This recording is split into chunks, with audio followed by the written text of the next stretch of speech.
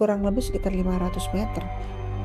Guys, 500 meter dengan kondisi diseret itu pasti kan jauh banget. Sedangkan dia di jalan raya seperti itu. Jadi bisa kebayang dong gimana luka-lukanya, gimana tersiksanya. Nah, akhirnya si Bunga itu meninggal. Udah dong, meninggal. Udah nggak bisa. Apa isi Bri? Mas, handphoneku ada di pot bunga dan kuncinya gitu. Terus tolong kasih ATM-ku ke ibuku. Aku kedinginan di sini. Gitu. Kan crazy ya. Nah, pas si penerima SMS ini memberi persaksian kepada polisi, akhirnya polisi ngecek dong.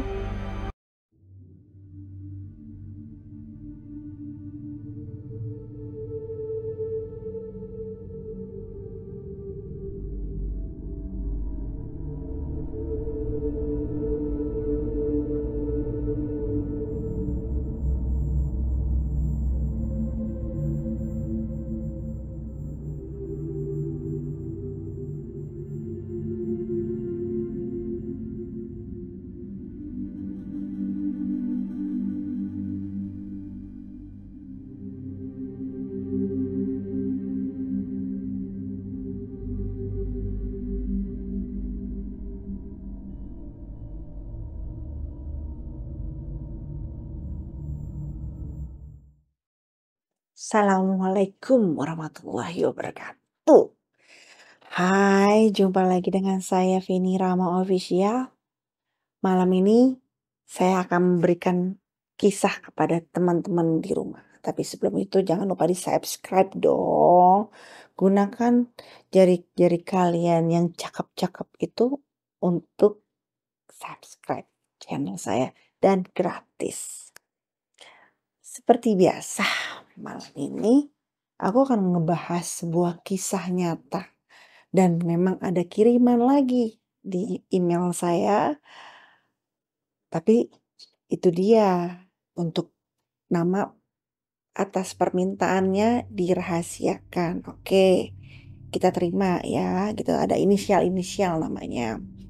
Terus kedua, ya mungkin lokasi tempatnya juga dirahasiakan, tapi kalau kotanya enggak. Jadi kayak misalnya kayak alamat gitu, alamatnya tuh internetnya dirahasiakan. Cerita untuk malam ini nih nggak kalah seremnya gitu loh, nggak kalah bikin merindingnya. Jadi kalian siap-siap aja dulu minta temenin siapa gitu, agar nggak sendiri-sendirian. Bisa minta temenin pacar atau minta temenin pasangan, suami atau istri atau teman atau sahabat atau siapa aja. Ajak dulu biar gak merinding-merinding sendirian. Oke, langsung aja. Cerita ini berawal dari sebuah kota, tepatnya di daerah Surabaya. Dan cerita ini memang kita ambil dari kisah nyata. Sangat fenomena pada hari itu.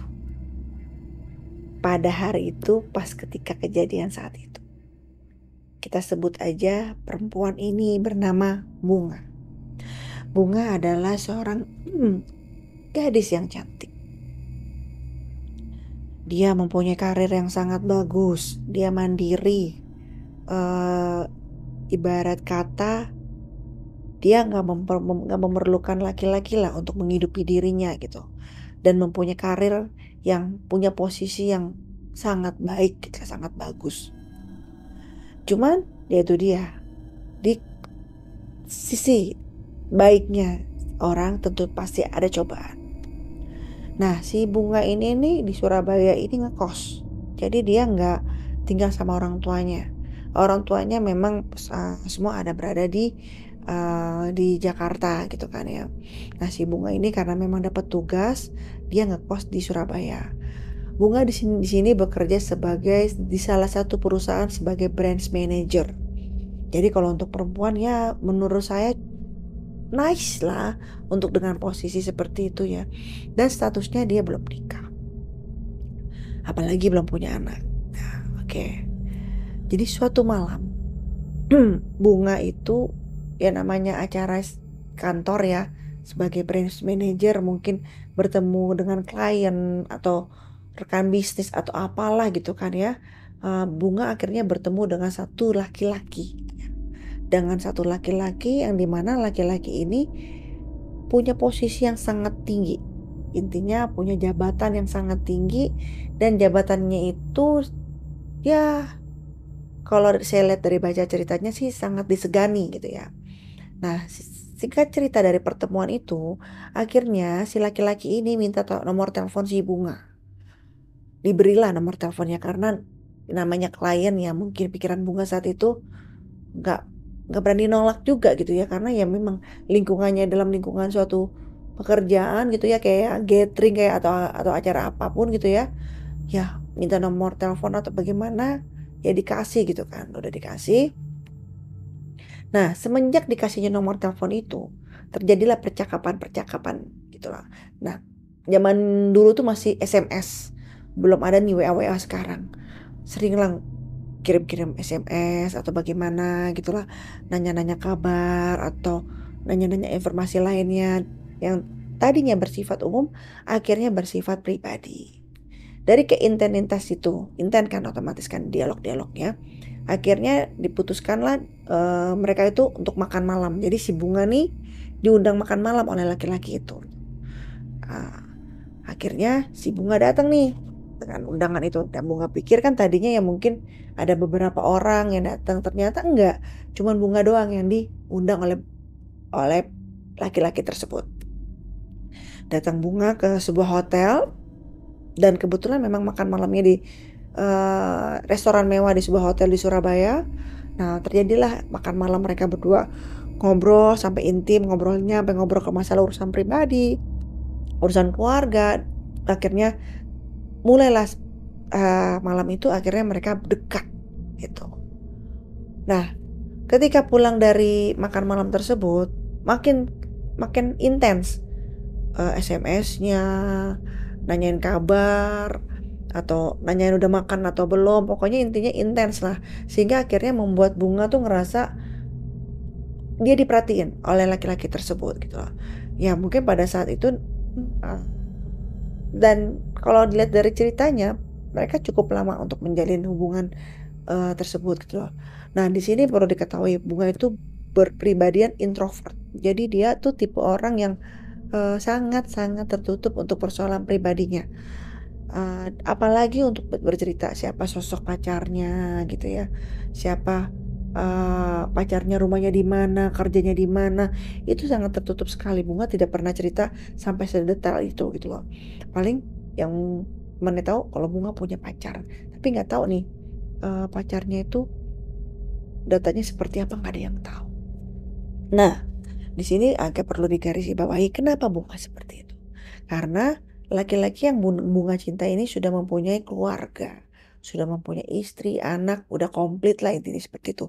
Apalagi notabene laki-laki tersebut adalah seorang pejabat tinggi, pejabat besar yang istilahnya namanya tuh dikenal lah dalam instansinya seperti itu. Nah, itulah yang membuat Bunga kenapa makin merahasiakan hubungannya bersama laki-laki tersebut. Oke, nah dalam perjalanan hubungan mereka tentunya ada pasang surut, ada berantem, ada baikan seperti itu.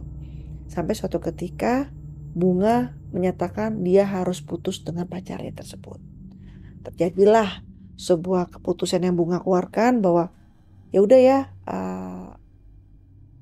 saya nggak bisa lanjutin lagi hubungan ini. Bunga seperti itu. Ya karena Bunga ingin minta status yang jelas, tapi namanya instansi ini tuh jadi nggak gampang untuk bisa nikah gitu loh. Jadi mungkin teman-teman udah mulai tahu dong kira-kira pejabatnya ini pejabat apa gitu loh. Sampai kok nggak gampang banget untuk bisa nikah kembali gitu loh. Nah akhirnya karena wasting time menurut Bunga, akhirnya Bunga putusin tuh laki-laki tersebut. Tapi laki-laki tersebut tuh nggak terima Bunga putusin.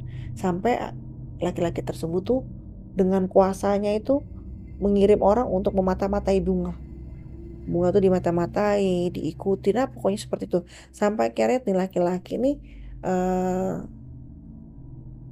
punya khusus kayak semacam kayak bodyguard untuk hanya mantau bunga. Sehingga akhirnya bunga di sini ngerasa nggak nyaman karena terasa banget diikutin. Karena kemana bunga pergi selalu nyampe ke dia dan dia selalu tahu gitu loh. Jadi buat bunga akhirnya gak nyaman sampai akhirnya bunga itu berpindah-pindah kosan, istilahnya berpindah-pindah, kan bunga ngekos ya, sampai 3 kali dalam setahun untuk menghindari dari pemantauan dari mantan tersebut. Nah, mulai nih cerita seremnya. Suatu malam nih, bunga seperti biasa memang pulangnya malam sampai kos-kosannya. Dan memang bunga punya mobil sendiri, kemana-mana dia dengan mobilnya mengendarai sendiri, gak pakai supir gitu. Nah, malam itu adalah bulan Ramadan, yang dimana bunga abis pulang kantor, terus biasalah kalau puasa itu kan orang kerja kan suka puasa buka-buka bareng ya di kantor atau sama teman-temannya. Nah, bener aja pada malam itu tuh bunga baru pulang buka puasa. Sampai di tempat kosannya itu, jadi tempat kosannya itu bentuknya kayak ada gerbangnya gitu loh. Jadi ada parkirannya juga. Jadi, nah untuk masuk ke dalam gerbangnya itu ya harus buka sendiri, nggak bisa dibukain sama suruh atau gimana, nggak bisa karena kan ya kan kos-kosan gitu kan. Nah, jadi pas ketika bunga ingin melakukan apa namanya, melakukan buka pintu gerbang, tiba-tiba ada dua laki-laki. Laki-laki tersebut di sini menggunakan kendaraan motor. Dan memang sepertinya bunga ini udah diikutin, udah diincer. Dan memang ada niat untuk berbuat jahat kepada bunga. Ketika bunga keluar dari mobilnya dan buka pintu gerbangnya, lalu laki-laki tersebut ambil tas bunga tuh. Kan tas bunga ada di dalam mobil. Dia kan laki-laki itu dua, yang satu diboncengin, yang satu nyetir. Yang tidak diboncengin itu ngambil tas bunga. Ngambil tas bunga, lalu diambil lah tas bunga. Nah, bunga lihat kan, bunga nengok gitu. Dikejar lah sama bunga, refleks dia. Dikejar, jadi laki-laki itu digandulin sama bunga gitu. Dia kan di motor digandulin kayak begitu. Otomatis kan bunga jadi ikut seret di motor tersebut gitu loh. Main tarik-tarikan, awalnya kan main tarik-tarikan gini, tapi kan ya tenaga laki-laki gitu pasti keras gitu kan. Nah, akhirnya si yang ngendara ini tuh ngelaju karena ngerasa tarik-tarikan, terus akhirnya ngelaju. Nah, pikirannya dia nih kalau dia ngelaju motor, si bunga akan ngelepas genggamannya gitu. Ternyata enggak, guys. Pas ketika udah di tengah jalan gitu ya, ada kali sekitar berapa ratus meter gitu ya, kok nih si yang nyetir ini ngerasa kok berat banget ya gitu loh, kok berat banget. Ternyata guys, bilang gitu kan, si bunga ini masih dalam keadaan terseret. Jadi si bunga ini kan memang dia tuh eh rambutnya tuh panjang kan, rambutnya panjang gitu ya. Dan pada saat itu dia pakai busananya itu rok panjang gitu, ya rok panjang gitu kan. Dan roknya tuh bukan yang sepan gitu. Jadi gimana ya? Roknya tuh yang bahannya lemas gitu loh. Jadi kayak bahan jilbab yang lemas kayak gitu. Jadi itunya tuh pas ketika keseret kayak gitu, rambutnya bunga itu nyangkut di motor tersebut. Nah, otomatis dong jadi bunga keseret dong kan, dia begini kan kelayutan. Nah, rambutnya itu kan panjang, masuklah ke lilitan-lilitan seperti itu gitu loh. Nah, ketika itu akhirnya baru si itu panik dong, si siapa namanya, si pengendara motornya panik ngeliat bunga kesangkut gitu ya, dengan udah luka-luka di badan. Sedangkan jalanan di situ tuh, guys, jalanan di situ tuh ya kalau dibilang acak-acakan ya acak-acakan, karena di tubuh bunga itu lukanya tuh parah sekali, keseret kan dia. Apalagi dia pakai rok. Kalau pakai celana oke lah, fine, masih kena celananya ini. Nah, karena kepanikannya itu kan rambutnya nyangkut, akhirnya karena kepanikannya itu si pengendara motor tersebut niatnya tuh pengen mutus rambutnya bunga. Tapi yang terjadi adalah bukannya dia mutus rambutnya, malah ya namanya golok panjang, otomatis belum putus kena dulu kepalanya bunga. Jadi kebayang dong, udah dia keseret, dia kebacok, dan itu diprediksi ketika dia keseret dari tempat kosannya itu sampai motor tersebut tuh sangat jauh. Kurang lebih sekitar 500 meter. Guys, 500 meter dengan kondisi diseret itu pasti kan jauh banget. Sedangkan dia di jalan raya seperti itu. Jadi bisa kebayang dong gimana luka-lukanya, gimana tersiksanya. Nah, akhirnya si Bunga itu meninggal. Udah dong, meninggal. Udah nggak bisa di isi barat kata tuh udah nggak bisa diselamatkan lagi.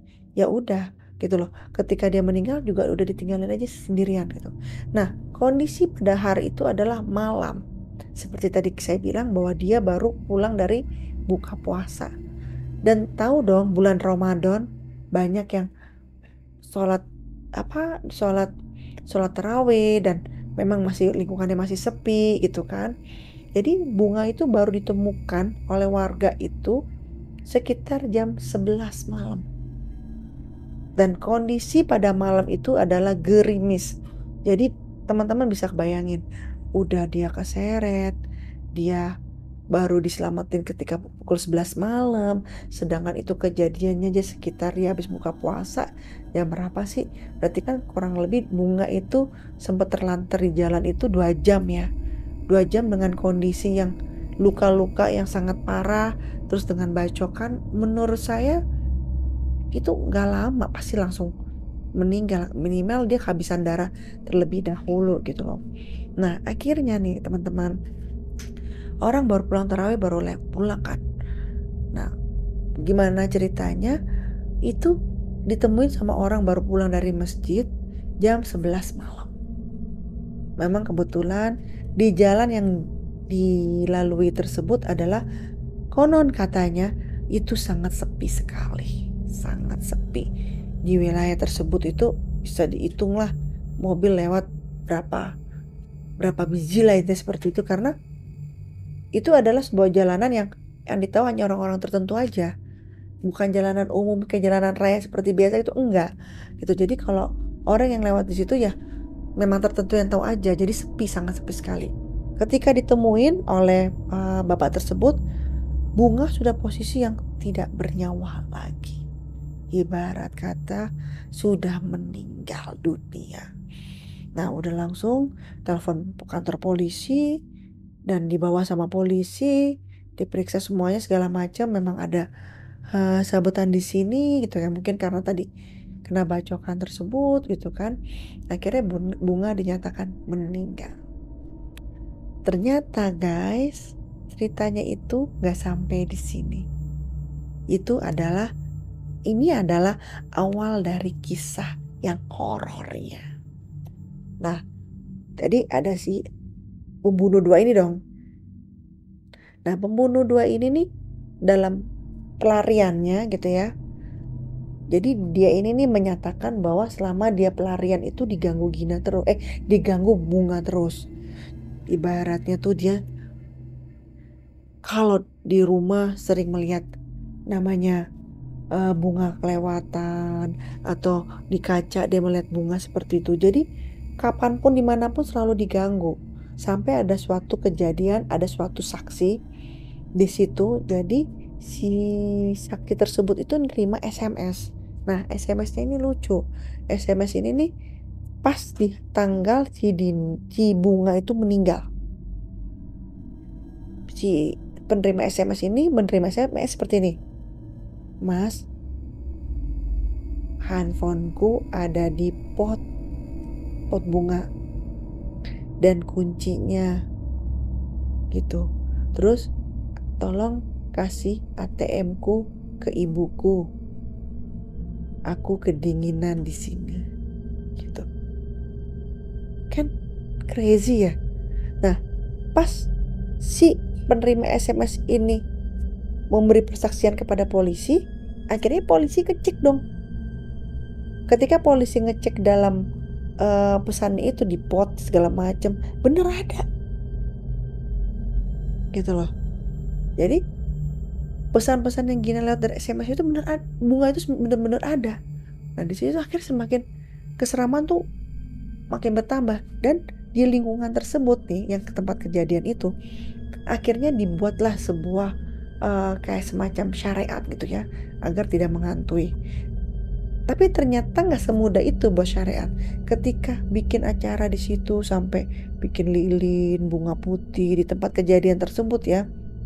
Nah, sorenya itu ada mobil pick up menjelang maghrib lah ya, nggak sore-sore banget, menjelang maghrib senja, dia lewat situ. Nah, pada hari itu dia inget banget dan dia nggak ngantuk, tapi memang agak sedikit gerimis. Tiba-tiba mobilnya mogok guys, pas di tempat bunga kecelakaan. Lalu mobilnya mogok dan dia kondisi sendiri, suka nggak suka, mau nggak mau dia harus keluar. Ketika dia keluar itu belum ada apa-apa tuh, dia harus buka kap mobil, dia lihat, dia cek, dia pikir ada kerusakan apa atau gimana, ternyata tidak ada kerusakan sedikit pun.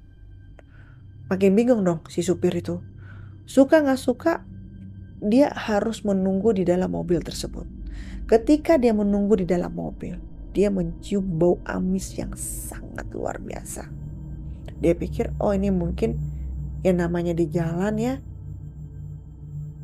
ada bekas apa ya, got atau gimana makanan, kok baunya amisnya penyantrang. Makin dia ngendusin tuh ya, tuh makin kayak deket bau amis tersebut. Saat itu dia nggak ada kepikiran, ada apa nih, ada apa, nggak ada, karena pikiran dia hanya bagaimana mobil ini bisa jalan. Itu aja pikirannya. Jadi rasa takut, rasa ngeri pun hilang. Dia cuma berpikiran bagaimana mobil ini jalan, itu aja.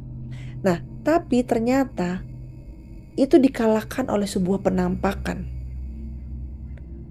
Ketika dia turun lagi gitu kan, dia periksa lagi, entah kenapa kok dia mau turun lagi, padahal dia bagusan di dalam mobil, dia turun lagi, dia periksa lagi. Ya mungkin dia baru ingat, oh mungkin ini jangan-jangan ada yang mesin yang ini atau gimana yang belum dilihat tadi sama dia. Dia turun lagi, dibuka lagi kapnya. Ketika dia buka kap, kan di sudut sini nih kan kalau kita ada yang ngeliatin kan kelihatan ya. Ketika dia simasnya begini, ini di sini ada sosok perempuan. Dan ketika ada perempuan tersebut, bau amisnya tuh makin kuat sampai membuat dia mual. Karena udah gak ketolong lagi baunya. Tadi memang bau amis, cuman bau amisnya tuh masih semliwir. Pada saat dia keluar lagi dan dia ngelihat ada perempuan di sini, kan kelihatan bayangannya kalau begini. Karena dekat sekali kata si mas tersebut. Itu bau amisnya luar biasa. Nah, dia nggak mau nengok tuh si masnya kan, karena dia tahu nih ada perempuan nih, gitu kan. Akhirnya dia terus aja memberanikan diri dia lihat atmosfer. Tiba-tiba ada suara nangis.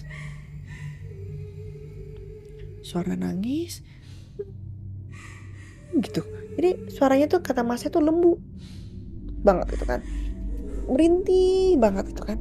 Baru dia disadar di sini, wah ini mah udah bukan lain lagi.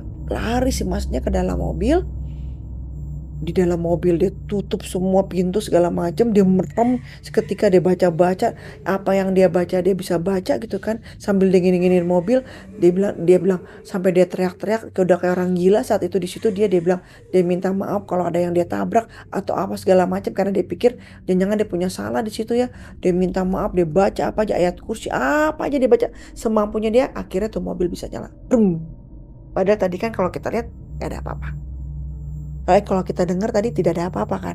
Nah, ketika itu akhirnya pas dia starter lagi, mobilnya bisa jalan. Udah jalan lah dia. Namanya rasa ngos-ngosan tersebut gitu ya, akhirnya membuat dia berhenti di sebuah kayak toko buat ngopi gitu. Dia berhenti di situ gitu. Namun ya namanya hujan rintik, gak banyak orang. Akhirnya dia bercerita. Barulah dia tahu bahwa di tempat tersebut beberapa hari yang lalu terjadi kecelakaan atau pembunuhan di situ. Nah, barulah akhirnya dia menyebarlah cerita bahwa si bunga tersebut kondisinya masih gentayangan. Selepas dari itu, nih kita kembali kepada yang dua pembunuh tersebut. Dua pembunuh tersebut ini dalam pelariannya dicari dong sama polisi. Dicari gitu kan.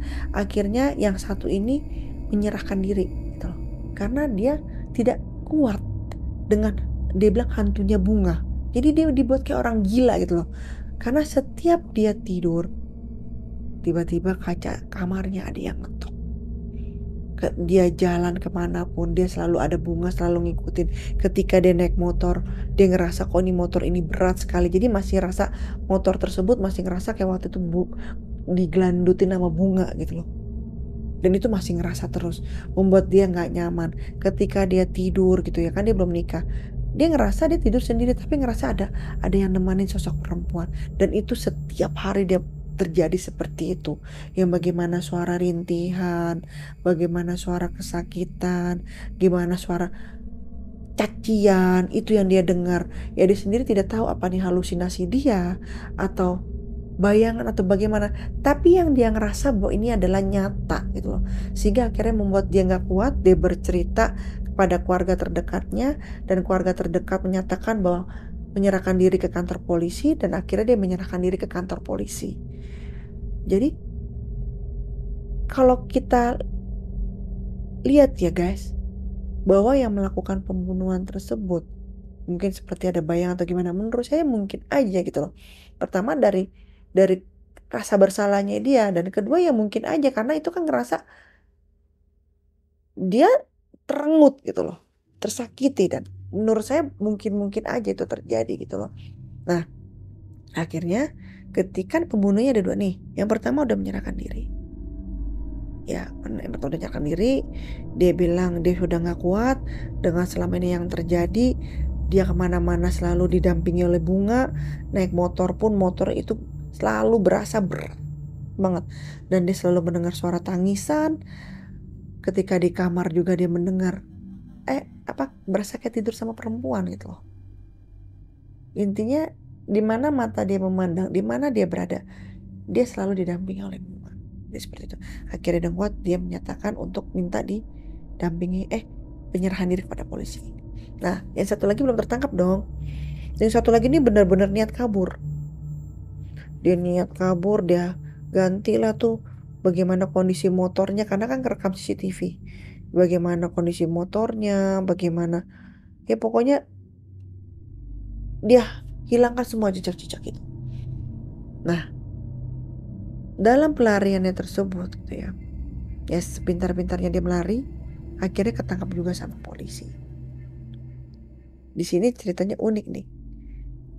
Ketika dia ditangkap polisi, jadi ceritanya seperti ini. Dia kan memang dalam keadaan pencarian, ya.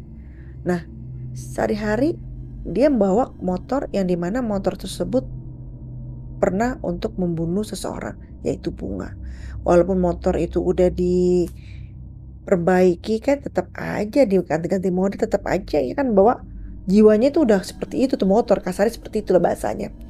Nah, akhirnya ketika dia bawa motor malam hari, ya malam hari, padahal itu posisinya jauh dari lokasi tempat dia membunuh, dia tiba-tiba disetopin oleh disetopin oleh wanita.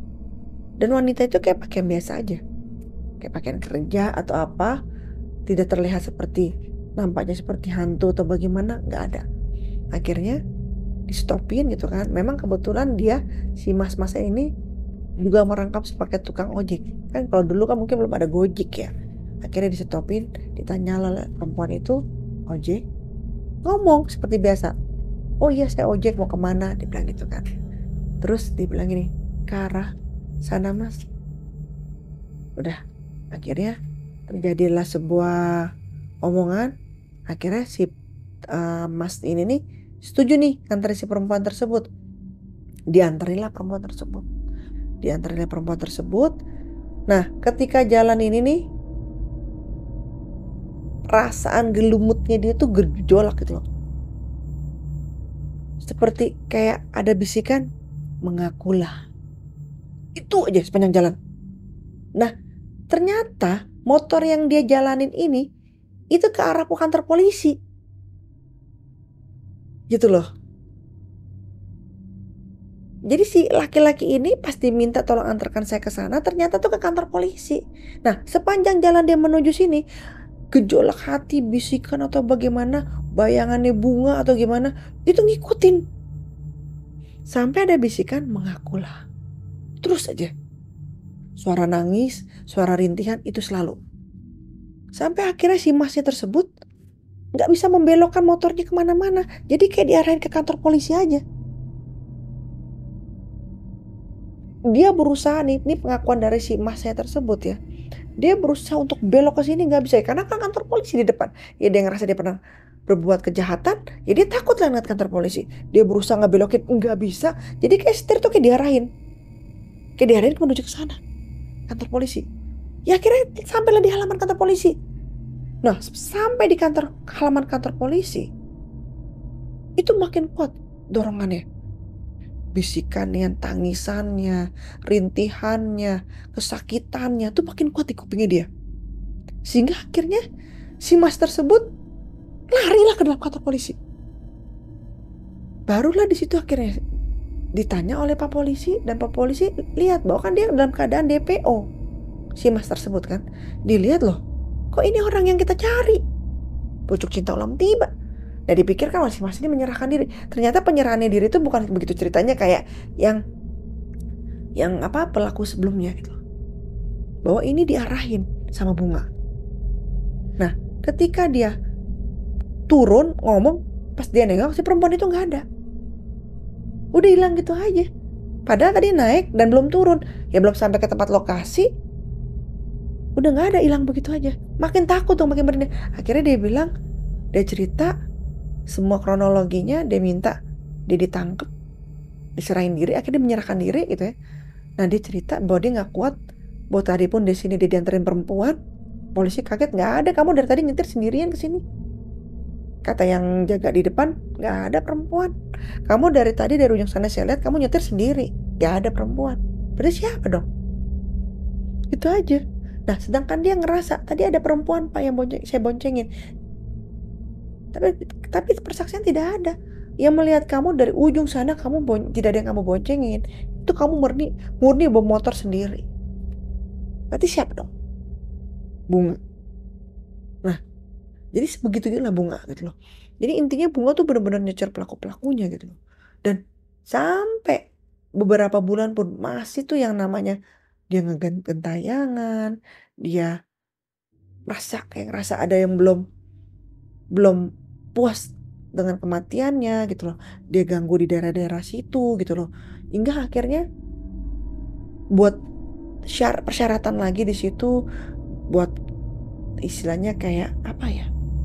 Semacam kayak doa bersama lagi di situ, karena orang-orang di sekitar situ tuh sangat terganggu gitu loh. Dari tukang jualan perempuan. Jadi ibu-ibu itu emang biasa jual kayak apa ya? Kayak warkop lah. Warung kopi, Indomie, kayak begitu kan. Dia kayak berjualan seperti itu. Nah, ya kan kalau Indomie itu kan memang makin malam makin rame ya. Nah, malam itu tuh, jadi posisinya si ibu itu warung Indomie itu nggak jauh dari lokasinya Gina mulu saya jadinya, Bunga. Nggak jauh dari lokasi Bunga. Ibarat kata cuman, ya pokoknya nggak jauh deh. Nah, cuma pada saat kejadian tersebut, ya tadi saya bilang namanya Ramadan ya, si ibu tersebut yang mungkin ditutup dulu sementara kan lagi buka puasa atau bagaimana, akhirnya si ibu itu tidak melihat. Tapi ibu itu ada di situ, gitu loh. Nah, si ibu tersebut akhirnya membuat persaksian. Dia itu kan kalau jual itu kan paling laku itu abis maghrib, karena banyak orang kalau malam-malam pengen makan Indomie atau bagaimana. Jadi dia jualannya tuh habis maghrib. Malam itu memang sangat sepi, tapi belum terlalu malam banget. Ibaratnya tuh harusnya persoalan penghantuan tuh belum keluar lah. Cuman entah kenapa malam ini kok tidak seperti malam biasa nih guys. Si ibu ini ngerasa takut. Ngerasa malam ini tuh malam yang beda. Sampai dia bilang ini ke anaknya ya, Dok, panggilan Dok ya. Kok ibu tuh ngeri ya malam ini? Kenapa bu? Gak tahu, kayak enak aja perasaan ibu. Itu kan anaknya laki-laki kan. Ya mungkin karena ini kali hujan, kondisi sepi karena mungkin ya. Ya mudah-mudahan gak ada apa-apa katanya begitu kan. Ya kalau ibu mau tutup warungnya tutup aja ya, janganlah sayang gitu kan. Udah deh akhirnya pas bener aja dia duduk sekitar jam setengah 9 malam. Tiba-tiba dia mendengar suara tangisan dan suara memaki seperti marah, seperti suara kecewa. Kenapa kamu tidak nolongin saya? Lah, jadi persoalannya itu semua yang di situ tuh disalahin sama si Bunga. Kenapa nggak ada yang nolongin gue nih? Kenapa nggak ada yang nolongin gue? Seperti itu gitu kan. Sampai akhirnya si ibu tersebut karena lokasinya memang deket, sampai bilang, kenapa nggak nolongin saya? Kenapa tidak nolongin saya? Lah, si ibu tuh dengar suara. Akhirnya pas ibu itu antara dipikir dia kan, ini kok apa suara perasaanku aja, kata si ibu kan ya. Itu aja terus ngulang-ngulang. Akhirnya si ibu tuh ngomong ke tuh anak, Dok, ibu kok dengar suara perempuan ya? Hah? Kaget dong. Karena kan memang si anak tersebut tahu kan kisah tersebut ya. Suara perempuan gimana bu? Saya nggak dengar apa-apa, kata si anak. Ya dia bilang, kenapa kamu nggak nolongin saya? Si anak tuh lemes dong. Bunga? Bunga bu? Gak tahu ini. Suaranya deket banget. Itu terus. Duh bu, kata anakku takut kan. Kita tutup aja kali ya bu ya. Udah kita tutup aja kali ya. Terus ya wes deh, udah malam juga gitu kan ya. Gak apa-apa lah. Cuman ibu gak enak ini. Terus akhirnya tuh anak ketakutan kan. Yaudah bu, kita telepon bapak deh supaya pulang cepat kan. Biasanya sama bapaknya kan tuh kalau malam-malam suka mampir ke situ pasti gitu kan ya. Nah, yaudah deh bu, kita suruh bapak pulang datang ke sini cepet aja biar kita pulang bareng bapak aja atau gimana bu? Tunggu bapakmu aja. Akhirnya bapaknya ditelepon datang cepet. Si ibunya tuh udah diem kan, diem aja, pucet gitu kan, diem aja. Nah, si anak ini mikir bahwa si ibunya tuh masih ngerasa takut dengan suara tersebut. Kenapa kamu nggak nolongin aku? Si anaknya tuh masih berpikir, jadi si anak ini berpikir bahwa ibunya nih stres nih dari suara ini. Diem ya begini. Sampai akhirnya si anak tuh goyangin apa badannya, bu, bu, bu, bu, ayolah kita beres-beres, kita mau pulang. Dia diem aja. Sampai akhirnya bapak tuh datang, si bapak datang. Nah, si bapak di sini pas ngeliat ibu kayak gitu langsung begini. Gitu loh. Kayak gimana sih? Kayak ngerasa ini siapa? Kayak orang baru kenal gitu loh. Nah, kebetulan si bapak ini bisa melihat, si suaminya ibu ini bisa melihat makhluk-makhluk tersebut gitu loh. Nah, otomatis pas bapak turun motor, pas ngeliat istrinya, pas begini yang dilihat bukan istrinya. Anaknya lagi duduk sebelah. Nah, si bapak dia kan mau ngasih kode kan, bahwa minggir, minggir, jangan di situ gitu loh. Itu bukan ibumu gitu kan. Cuma si bapak tuh cuman, Dok, ambilin rokok bapak, Dok, ambil rokok, Dok. Gitu dong kodenya. Si anak bingung kan, ngapain sih bapak? Orang juga lagi megang, dia pegang rokok juga, tas ada rokoknya, dia lihat dia lagi megang rokok, ngapain suruh ambil rokok lagi gitu kan? Karena itu kan memang dia jual warung rokok kan juga. Cuman si anaknya untungnya dia langsung diri aja. Cuman ada bingung kan, diambil lah. Si bapak itu nggak berani dekat, dari jauh aja. Terus akhirnya ngomong ke anak itu, ke anaknya, itu bukan ibumu. Hah? Maksud bapak gimana? Itu bunga. Kaget lah itu. Lemes dong. Hah? Terus gimana kita pak? Bilang gitu kan. Ya udah gini aja. Kak, bapak tunggu sini. Kamu kepanggil lagi kiai atau ustadz di masjid sana. Ini bukan ibumu. Gitu kan. Bapak nggak apa-apa ditinggal sendiri. Ya daripada ibumu sendirian di sini. Kata gitu kan. Terus cepetan kata gitu. Udah nih. Nah, alhamdulillahnya pas si anaknya itu pergi, ada pengunjung yang datang. Warga situ juga. Pak kan dipanggil Pak biasanya. Pak pesan ini dong Pak itu kan. Terus si bapaknya ini gini, masih kode kan. Gitu kan. Si Bu kenapa sih Pak sakit? Akhirnya dibisikin dong sama Pak Bu lagi ada yang masukkan. Waduh, piye tuh Pak? Terus, ya wes kamu tuh temenin aku di sini. Kemasukan siapa? Bilang tuh kan, Bunga. Ya kan orang ada yang percaya, ada yang enggak dong, gitu kan. Takutnya ini hanya karena lokasinya deket aja karena ketakutan atau gimana gitu kan, membesar-besarkan sebuah kondisi. Terus si ini sempat bertanya nih, Bunga, iya, dia bilang gitu kan ya. Terus kita gimana Pak? Anakku udah manggil Kiai ke sini. Terus kita biarin dia sendiri. Kita mau ngapain? Jadi si bapak ini bisa melihat tapi nggak bisa menanganin kemasukannya si ibu itu loh. Dia cuma bisa ngelihat, oh ini bukan istriku, ini si Bunga, gitu kan. Dia ngelihat lukanya apa segala macam. Nah, alhamdulillah di masjid si Kiai masih ada, gitu kan. Datanglah si Kiai, Pak Kiai, terus istri saya Pak Kiai, udah nih. Oh pas Pak Kiai lihat, oh kenapa kamu tuh masih ganggu dong, kata si Pak Kiai tersebut kan. Dideketin kan, Bu, nyapa dulu. Dia diem aja. Bu, piye kabare, kata si Kiai itu kan. Dia diem aja. Barulah si Pak Kiai ngomong, Bunga, keluar Bunga. Kasihan si Bu. Barulah si Bunga itu ngomong, kamu kenapa tidak menolong saya? Lah, makin bingung orang-orang situ. Pak bingung, si Kiai bingung, si pengunjung tadi juga bingung. Masih anak tersebut bingung, gimana mau nolong? Kondisi dia disiratin kan gak ada yang tahu. Tapi namanya lagi habis buka puasa, lagi terawih kan. Andai pun ada orang dalam rumah kan pasti kan fokusnya ke kayak kalian gimana sih kalau lagi bulan Ramadan masih baru-baru ya kan. Pasti kan fokusnya ya ke sholat taraweh atau ada yang baru makan setelah sholat kan fokusnya ke situ. Nggak ada fokusnya ke lihat jalan raya di luar gitu kan. Nah akhirnya diajak ngomong sama Kiai, Bunga keluar, kasihan Bu. Diajak ngomong terus ulang itu lagi, kenapa tidak menolong saya? Bukan gak mau nolong kamu Bunga, orang-orang kan ini kan bulan Ramadan. Jadi kayak ngobrol.